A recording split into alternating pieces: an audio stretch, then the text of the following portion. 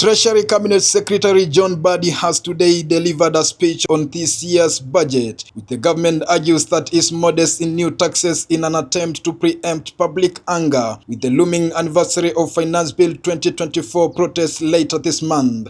Mbadi began by expressing the challenges that the Treasury has faced in preparation of this year's budget. This year's budget is even informed by a number of challenges, one of which is the external shock that we are facing. You know, now we have a war in the Middle East, and that war is completely disrupting the world economy. And so we are preparing this budget in the backdrop of a major external shock, what is close to be called world war.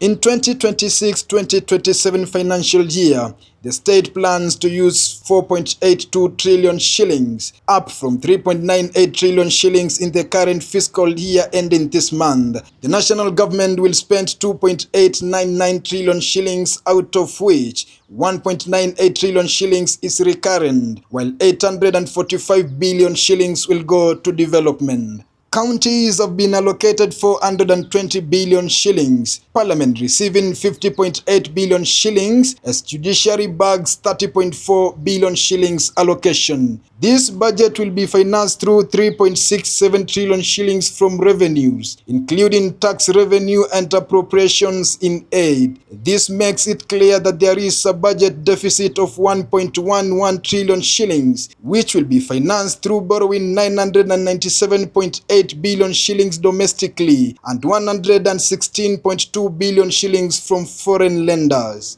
In the 2026-2027 financial year, the state plans to spend 4.8 trillion shillings, up from 3.98 trillion shillings in the current fiscal year ending this month. Development expenditure, through which the state finances infrastructure and other capital projects, is projected at 840.6 billion shillings, with a significant share of the allocation earmarked for roads and related transport infrastructure. The State Department for Roads has been allocated 176.9 billion shillings for development, up from 92.8 billion shillings for the current year ending June. This makes roads one of the biggest beneficiaries of capital spending, reflecting a push to expand connectivity across the country, particularly through a low-volume seal roads that are cheaper and quicker to roll out in rural constituencies. The State Department for Transport has been allocated 63.9 billion shillings, including 56.9 billion shillings for the development, up from 5.3 billion shillings in the current financial year. Anton Dolo, Pmtv Kenya.